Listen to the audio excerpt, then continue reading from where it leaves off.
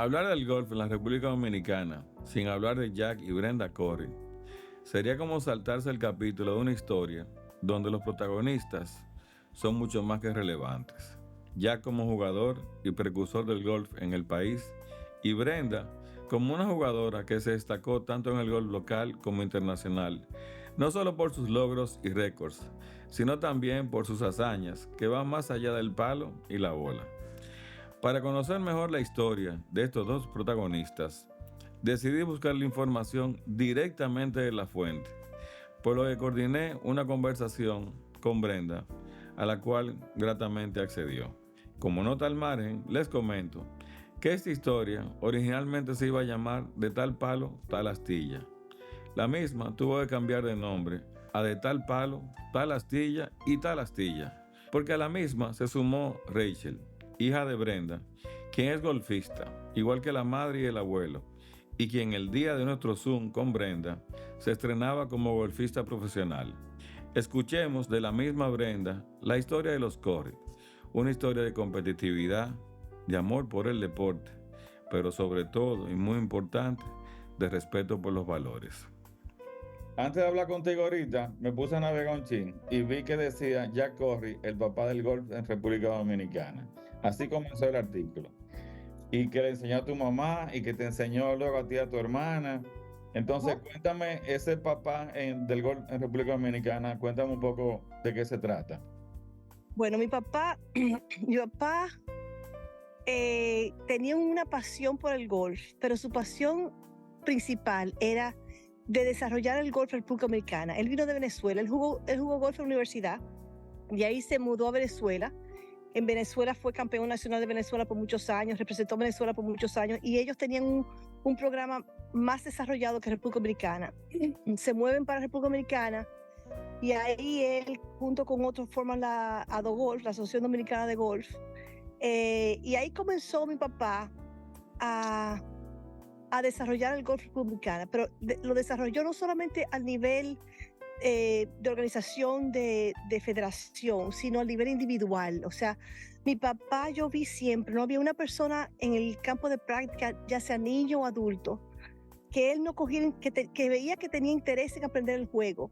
Y él personalmente se involucraba con esa persona, lo ayudaba, lo encaminaba, le daba opiniones, le daba ideas, le daba consejos de qué hacer, de qué no hacer. Y no había persona que no viniera. Yo tenía primos y amigos que venían de él, don Jack, yo quiero aprender golf, ¿usted me enseñaría? Y papi cogía con esa paciencia y con ese tiempo a decir, ok, vámonos, nos vamos a empezar por aquí, siempre por el chipeo. Y así yo vi a mi papá querer siempre ayudar a desarrollar el juego. Con nosotras, mi hermana y yo jugábamos muchos deportes. Yo inclusive no empecé el golf hasta los 7 años. Ya hoy en día tuve los niños de 2 años con un palito en la mano. Y ahí empezamos a practicar, a enseñarme el juego de forma correcta. O sea, desde con paciencia, comenzando por el poteo, de ahí el chipeo.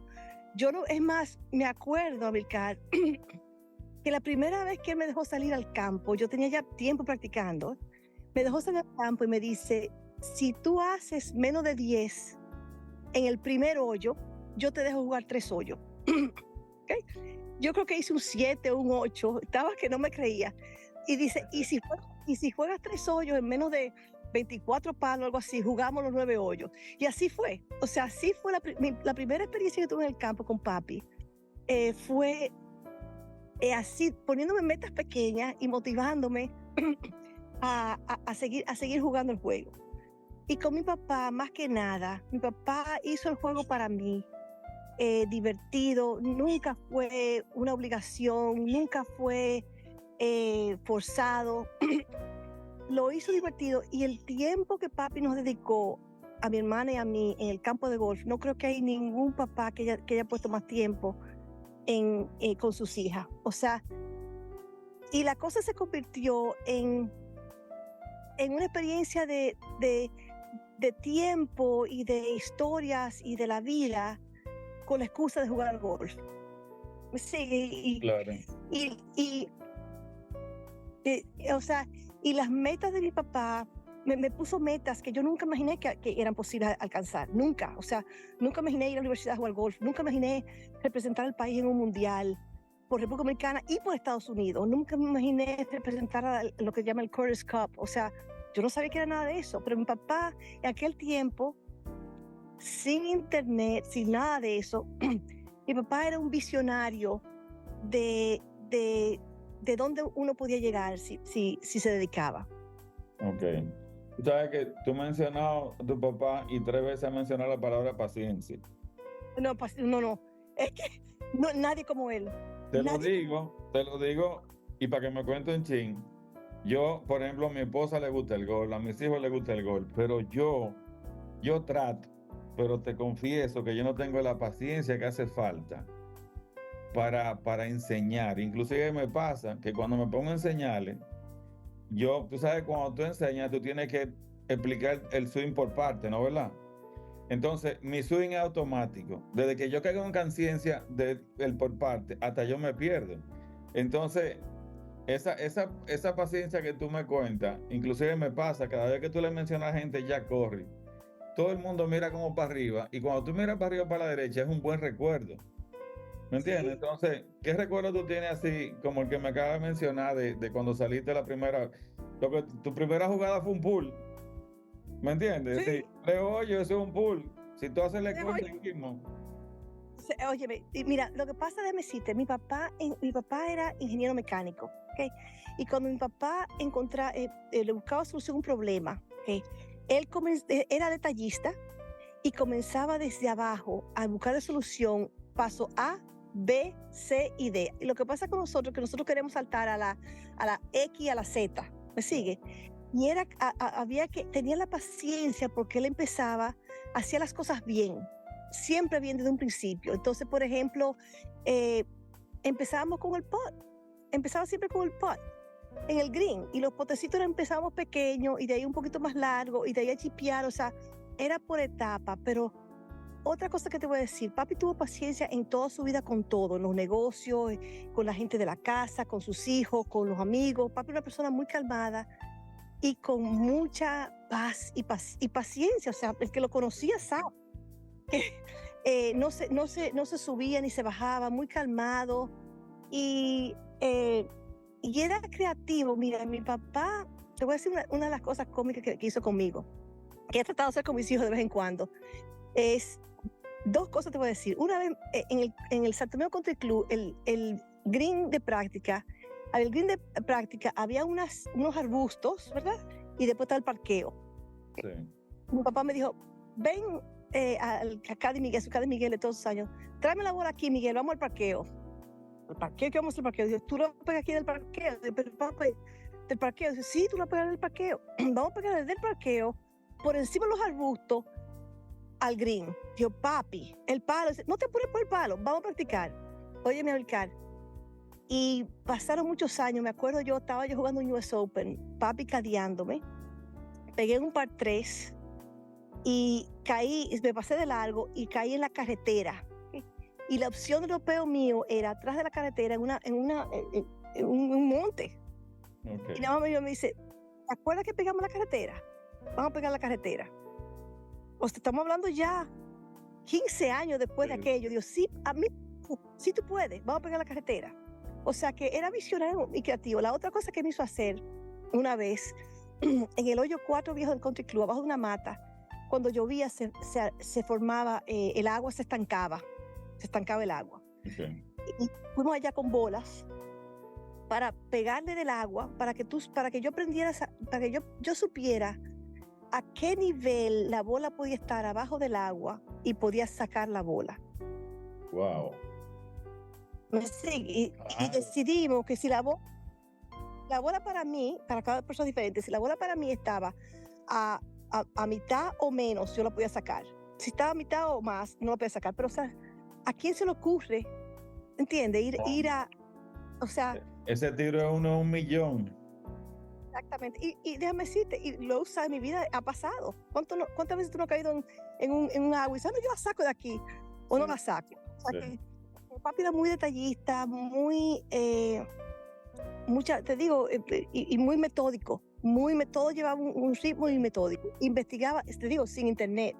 Investigaba, averiguaba qué profesor era bueno llevarme, qué palos, a dónde iba a buscar palos. O sea, era increíble, increíble. ¿Cuál tú sientes, Brenda, que es, y no importa si es de golf o lo que sea, la lección más importante que Jack te dejó? Bueno, te voy a decir, y se refiere al golf. Mi papá, muchas. Primero que nada más por ejemplo, de verlo a él como ejemplo. Hoy en día yo vivo mi vida cuando tengo decisiones pensando qué haría mi papá. O sea, eso es lo primero. O sea, como ejemplo vivió una persona excelentísima. Pero papi siempre me dijo, óyeme, en la vida juega, juega el golf con la persona que tú quieres, que tú vas a hacer negocio, o va a ser tu novio, o va a ser lo que sea. Trata de jugar golf, porque cómo se comporta en el campo de golf y cómo la honestidad que tiene en el campo de golf Sí. es como se comporta en la vida. Okay. Y así mismo, yo llevé a mi marido, que era mi novio, vamos al golf, ¿cómo te va? Y sí, o sea, tú te das cuenta de la persona, cómo es la persona. En un campo de golf aprendes mucho. Y te voy a decir las otras cosas, otros recuerdos que yo me acuerdo mucho de mi papá. Para mí, tengo muchas buenas memorias de él, pero para mí uno de los mejores recuerdos que yo tengo de papi es cuando a las 5 de la tarde, ya cuando bajaba el sol, íbamos a jugar 9 hoyos. Él con su Caddy Miguel, yo con Gaspar. Y ahí esos 9 hoyos, eran de golf, pero no eran de golf. O sea, pasábamos esas 2 horas hablando de tantas cosas, disfrutando de tantas cosas, estando juntos. Él me contaba de las decisiones de negocio, yo le contaba de mis amistades, de los estudios, de lo que quería, mi sueño, no mi sueño. O sea, eran 2 horas que ahora lo que yo diera por tener esas 2 horas de nuevo Claro. fuera una... Pero y eso trato de hacer con mis hijos también, o sea que el tiempo que él nos dio, junto con las enseñanzas dentro y fuera del campo.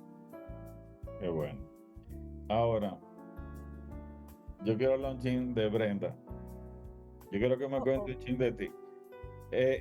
¿Por qué quiero que me cuentes de ti? Porque se trata de eso, Brenda. Fíjate que al final tú eres el legado de Jack, pero tú tienes un legado que ahora mismo está a punto de entrenarse como profesional. Entonces, al final, eso que yo empecé a escribir que decía de tal palo, tal astilla, está pasando contigo literalmente, ¿me entiendes? Inclusive, estoy hablando de tu papá y nada más hemos hablado 2 veces y yo veo que tú eres idéntica a tu papá en forma, es decir, tú tienes como una paz, como una calma que ya muchos quisiéramos tenerla, ¿eh? No le llego a los tobillos. Me imagino porque la verdad que nos superan. Pero cuéntame un chin de ti, de tu vida en el golf, un poco. Yo sé los fenómenos que han pasado, inclusive leyendo la historia de tu papá, sale la tuya de que rompiste el récord o la única persona que ha jugado un US Open con 9 meses de embarazo. Es decir, a mí me duele un dedo, Brenda, y yo no puedo hacer swing, yo no me imagino yo con una barriga. Bueno, yo te voy a contar un poco de mi historial de golf con mi papá, ¿ok?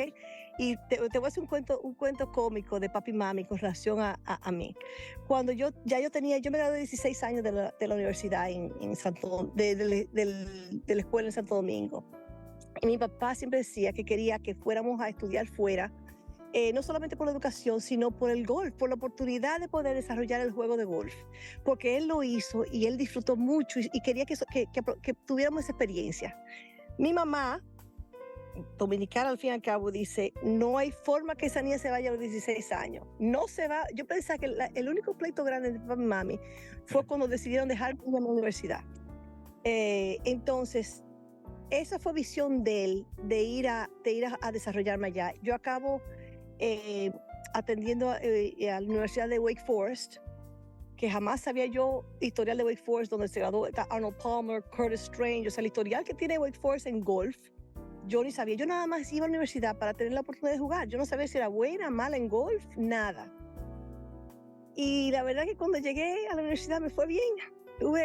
Nada más pude jugar por 3 años por la estación de del NCAA no me permitió jugar un cuarto año, pero tuve mucho éxito en esos 3 años. No pensaba hacerme profesional para nada, yo pensaba nada más jugar golf en la universidad y se acabó. Pero estaba en la universidad con Billy Andrade, Jerry Haas, un sinfín de números en el equipo de hombres que todos iban ahí con la mira de ser profesional. Y con mi carrera universitaria había sido bastante buena, yo fui bastante buena en la universidad. Sí. Decidí hacerme profesional. Yo sé que papi no estaba muy de acuerdo con eso, pero me dio mucho apoyo. Me convertí en profesional y eso no me fue tan bien. Jugué 2 años el mini tour, no califiqué para el tour, gané un mini tour. Y en esa época yo le dije, papi, mira, papi, yo lo voy a hacer por 2 o 3 años, a ver cómo me va. Y si no me va bien, me regreso y voy a hacer mi maestría. Efectivamente, hice mi maestría y apliqué para recibir el estatus amateur de regreso. Y Amilcar, te voy a decir una cosa, después de ese tiempo fue donde yo tuve más éxito en mi carrera. Fue después de que tú te imaginas que normalmente en la universidad, porque ahora son tan jóvenes, pero yo ya después de mayor fue que yo tuve mucho éxito en Estados Unidos. Y nada, ahí jugué 9 US Opens y jugué 2 Curtis Cups, 2 mundiales. Y hasta que ya jugué con el primer hijo, jugué. Sí. Entonces llegó la niña, el segundo embarazo, y con ella jugué el US Open. Yo di a luz a ella el domingo después del US Open, o sea, yo jugué ya de 9 meses. Y después que nació esa fue la que me dio el tiro de gracia. Y ahí se acabó la competencia de golf. Y una pregunta, Brenda, ¿tú sientes que esa segunda etapa tuya tiene que ver ya con un poco más la madurez, un poco más, quizá la seguridad en uno mismo, de haber sobrepasado otra cosa que no tiene que ver con el golf? Correcto. Y tú sabes que en esa época yo estaba casada, o estaba casándome o casada. Y sí, o sea, tú tienes perspectiva de otras cosas. Tenía un niño, tenía un hijo, o sea, la perspectiva cambia y tú puedes jugar golf un poco más relajada porque te das cuenta que no es vida o muerte. Es un juego. Sí, un juego. Es una competencia. ¿Sabes qué? Si me va mal, yo llegaba a mi casa y veía ese muchachito de 1 año, 2 años, con una sonrisa esperándome. Mami, o sea, ¿qué importa que no juegue más un torneo? O sea que sí, es perspectiva y madurez. Ok, y cuéntame ahora un chisma de tu hija que se hace profesional el jueves, arranca a jugar. Arranca a jugar, ahora pasado mañana. Raquel, ¿qué te digo? Mis hijos, los 3, tengo 2 varones y una hembra, ella es la del medio. Mis hijos, la idea con mis hijos siempre fue de que jugaran todo tipo de deporte. O sea, desde chiquitico jugaban, empezaron con soccer, de ahí pelota, de ahí basquetbol, tenis, golf, natación, o sea, lo hicieron todo. Raquel en específico, los 3 son buenos atletas. Raquel le gustaba más el tenis. El golf era el deporte que menos le gustaba. De todo lo que jugó, el golf era el que ella no quería. O sea, pero yo la llevaba porque sabía que, digo yo, algún día puede que juegue en su trabajo. O sea, quiero que aprenda a jugar decentemente para que pueda ir a jugar golf con cualquiera, ¿me entiendes? Que pueda jugar con cualquiera sin pasar vergüenza.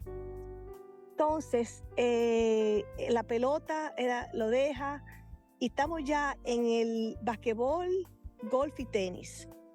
El basquetbol es chiquita, entonces le digo, oye, tú el basquetbol tú no vas a llegar, tú no vas a dar parte, porque tú mides 5'5" y en el basquetbol tú tienes que tener 5'11" o 6 pies. Vaya. Entonces, ella jugaba golf y jugaba tenis, jugaba golf y jugaba tenis. Y yo decidí un verano, en vez de enfocarnos en el tenis, la voy a enfocar en golf, a ver cómo le gusta. Y tuvo mucho éxito. Recuerda que yo vivo en la parte oeste de Carolina del Norte, donde no hay mucho talento de golf, o sea, no hay mucho talento. Entonces jugó golf y pareció una superestrella. Ella se pensaba que era una estrella porque estaba compitiendo con gente que no jugaba mucho. La mando a un campamento de Wake Forest, donde yo conocí al coach. La mando y digo, oye, el coach, digo, Diane, hazme un favor, te la voy a mandar. Ella es tenista, más que golfista, pero te la voy a mandar para que tú me digas si tú crees que tiene talento en el golf para un universitario o no. Y tú me dices. La mando y me la manda y dice, óyeme, puede ser golfista, ponla en golf. Ok. Entonces, enero, yo la siento, le digo, mira Raquel, ella tenía ya como 13 años. Mira Raquel, tú tienes 3 opciones. Mucha gente no tiene ninguna opción. Tú tienes la opción de jugar tenis a nivel universitario y enfocarte en tenis. Tú tienes, pero en ese caso tendrías que dejar el golf. Tú tienes la oportunidad de jugar golf universitario, en caso que tendrías que dejar el tenis.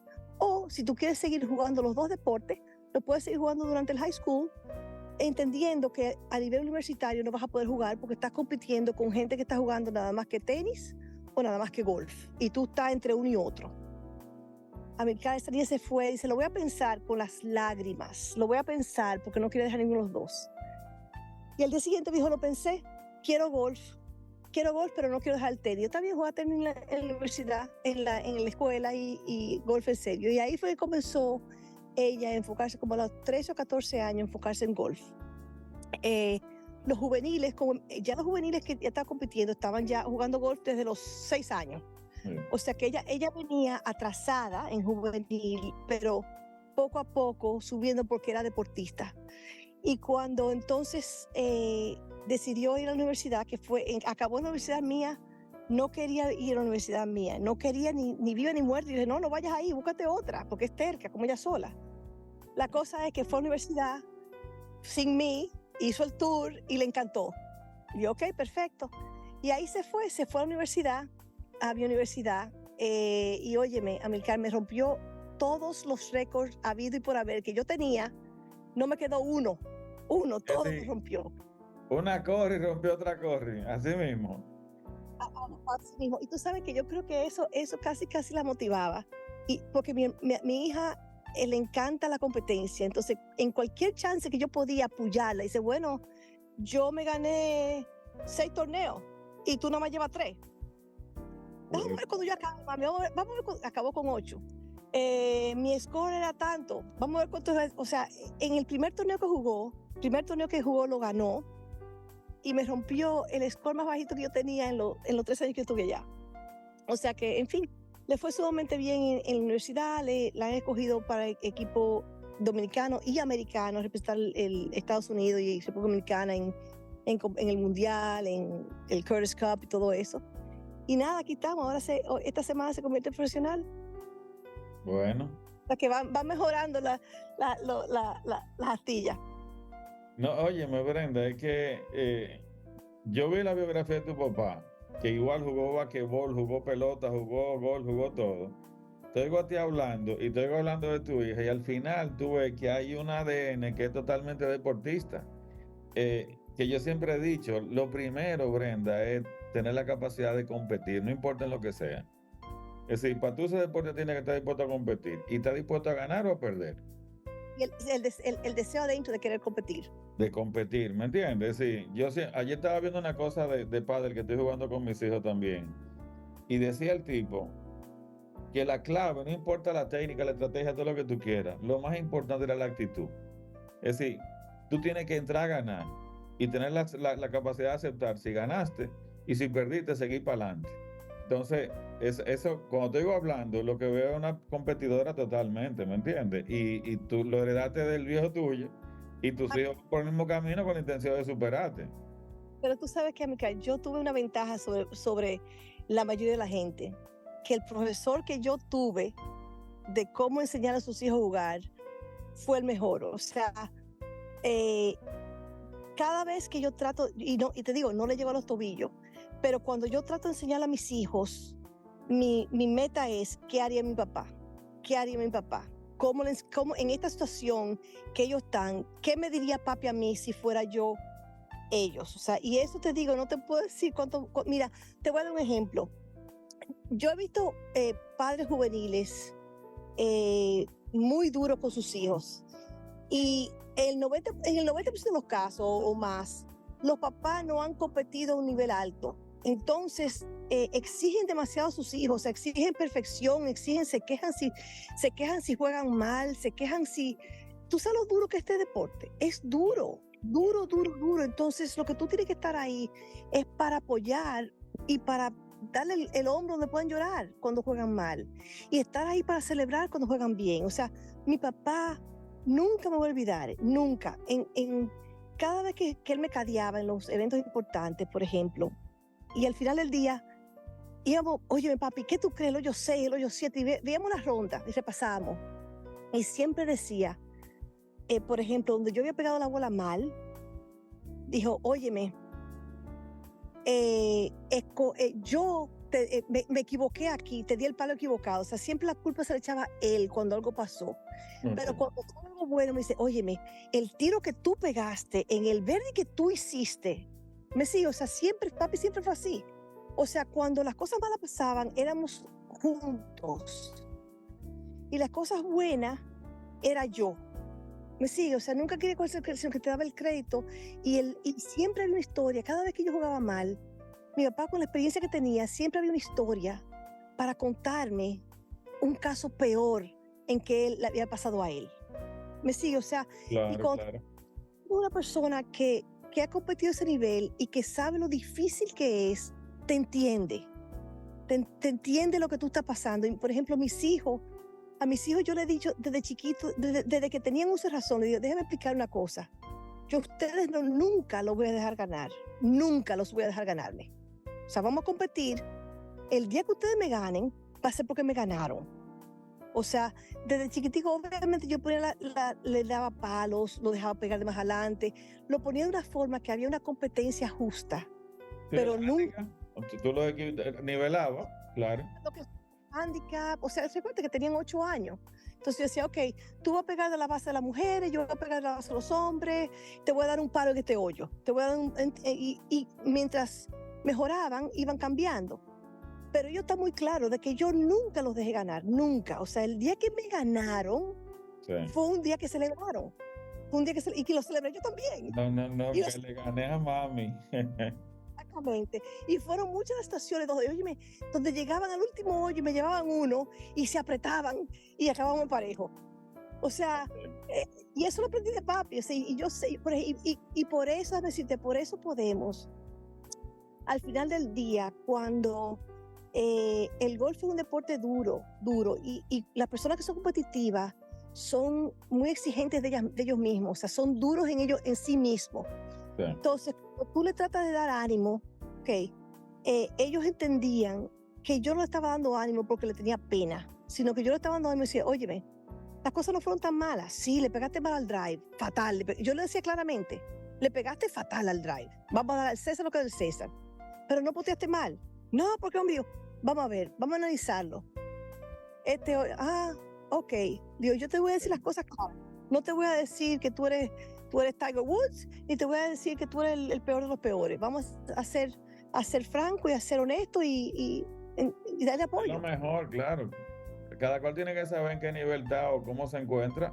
Pues si le dora la píldora, como decimos nosotros, nunca van a estar claros de cuál es su situación real. Correctamente. Exactamente. Una última pregunta. Si yo te fuera a decir, cuando pensemos en los Curry, por llamarle a ustedes de una forma, ¿qué 3 cosas te gustaría que recordáramos o que tuviéramos cuando fuéramos a hablar de ustedes? Cuando me tocara hablar de ti, de tu papá, de tu hija, ¿qué son esas 3 cosas que te gustaría que dijeran? Oh, ay, Dios mío, que me gustaría que somos personas de buen corazón y de buenos valores, que somos personas que tratamos a los demás bien y que somos personas honestas y encouraging, o sea, que queremos ayudar a los demás a que mejoren ellos también. No sé. Yo Me cogí. no, es que me imaginé que ibas a decir eso porque se siente, Brenda. De verdad que sí. De verdad. Pues mira, yo creo que con esto tengo como mucho material. La verdad que me ha gustado. Siento que estoy hablando con Brenda Corry, pero de una forma u otra siento que Jack está detrás, porque tienes una forma de lo que leí del viejo tuyo, de lo que me cuentan de él, y entonces te conozco a ti, digo, espérate, que esto es ya con con su gorro y con cola, pero se siente eso. Un chin de lo que fue papi, pero gracias, el mejor halago que me das. Bueno, pero nada, te mantengo para que sepas. Sigo con mi libro, te mantengo al tanto de cómo va todo. Tú mencionabas ahorita que en el golf es cruel y yo siempre he dicho, lo decía un amigo en el campo y es muy cierto, me decía, cuando tú hagas un 12 en un par 5 te puedes incomodar, pero siempre piensa que pudo haber sido peor. En golf siempre pudo haber sido peor. Exactamente, exactamente. Entonces, Tú sabes que nada, me gustaría, mucha gente juega, mis hijos inclusive, mucha gente dice, óyeme, pero dejé 3 palos ahí en el campo hoy. Y yo, ajá, y el po de 50 pies que metiste allí, ese no cuenta. Y la mata que le diste que no por el medio, ese no cuenta. O sea, uno se olvida de lo que pudo ser. claro, claro, eso no pasa mucho. Pero nada, Brenda, un placer, de verdad, mira que conocerte, un placer este momento. Me gustaría que en algún momento cuando venga a Santo Domingo nos tomemos un café y nos podamos conocer. Gracias, Gracias, tía. suerte. Bye, bye.